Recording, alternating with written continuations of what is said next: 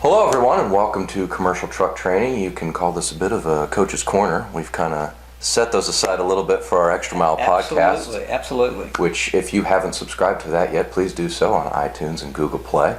I wrote an article yesterday that we're getting ready to put out in the truck stop. Yes. And it basically draws parallels to different departments and their structures to various quarterbacking situations over the years absolutely. in the NFL.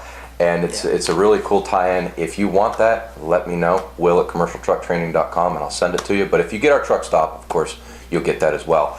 But you wanted to expand on it in a little bit more of a hard and fast commercial and fleet way.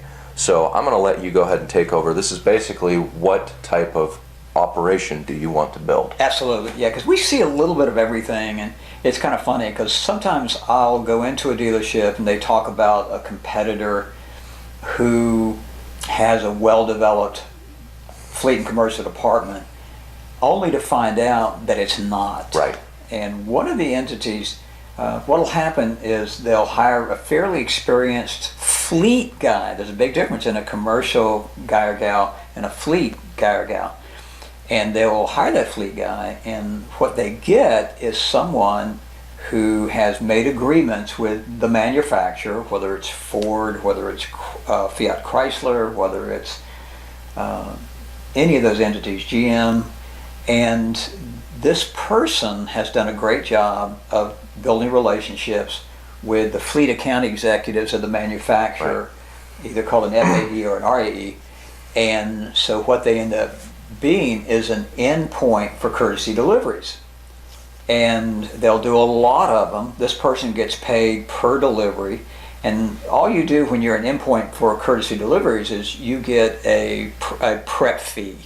It might be $350, it might be $400, whatever you set, and then this person's paid off that. So we're talking about a person who's valuable, but they never step out of the dealership. They don't Right. have time. They're too busy processing paperwork on all those courtesy deliveries. So that's one aspect. Then you have the true fleet person who goes after the bigger accounts and actually works with an FAE in acquiring those accounts. And that's a little bit better because you can actually get some profit on a per vehicle basis, be it government or be it commercial, Right.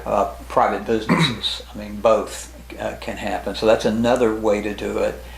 A third way is having a commercial department, and we can divide this commercial department, Will, into two different types. There is a one-man show we talked about a lot, and that's a toughie. Yes. Because one person can never fully develop the dealership. We dedicated an entire online training module coaching plan to the one-person show. Yes, because what happens is one person works hard outside the dealership, and while he or she is outside the dealership, their customers walk in and the retail side picks them off. Right. And then they don't know anything about fleet or commercial, so then you get a bad name. So that happens, and it's really hard for this person to succeed without a very special ownership. So the one-man show is part of the commercial-only model. Right. The other side of that is? A true commercial department, and we say that's a minimum of a full-time commercial manager and at least 2 salespeople per brand. You can sometimes start out with one when you've got a commercial manager. People always say, Ken, there be a separate commercial manager for each brand? My answer is no. Let's have one person who can really control that, but don't make the mistake of requiring them to be a producing manager. Right. That is a lesson in eventual disaster. And that fourth person that you want to add is an assistant as well. Good point, Will. And having that assistant. Do you really want your salespeople who should be outside selling, bringing in new business, do you really want them mired down in paperwork where they can't get out and make their calls?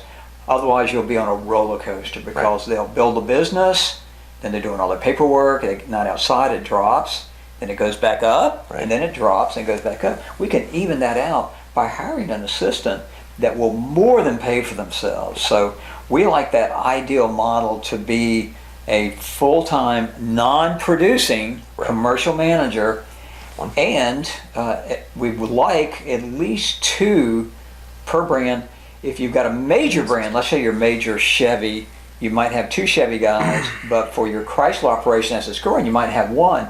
But the neat thing about it is, Will, when the Chevy guys call on somebody and they say, well, thanks for calling, but we only buy, Ram product. Great. Well, great. We've got a Ram guy in a dealership that can actually come to you. Bingo. So, and what I love about the commercial department at McGrath, and I kudos to all the guys there, Jeremy, Tyler, now Anthony's gone on the Ford side. We've added Anthony, Bob out at Jeff, Dubuque, Tyler Young, and Tyler, Andy, and Trenda. Yeah. yeah, and Trenda as maybe the best assistant of the year. We might call Trenda the assistant of the year. She is top notch. They help each other, and if one's too busy, the other one takes the call or helps them, and then they revert that business back. I mean, a true team environment. Yes. Oh, good word. Team. Yeah, and that's the ultimate commercial and fleet department. And the great thing again, and I'll give kudos to McGrath, they do major fleet and working very closely with the fleet people, the Randy DeSex at FCA, Michael Bolt at Chevy, all those great fleet people out there that work for the manufacturer that really help these guys do their job. And you're looking for that kind of total operation. And we're going to be doing a lot more on how to build that. That's kind of a coming up module that we'll talk about, Will. How to build the perfect fleet and commercial operation that makes a ton of money. By the way, typically they make 2 to 3 times more profit per vehicle sold than on the retail side. So it's something you really, really want to think about. So that's the different types of operations. Obviously, we know what we recommend. Right. But don't play at this. That's the point. Don't play at this.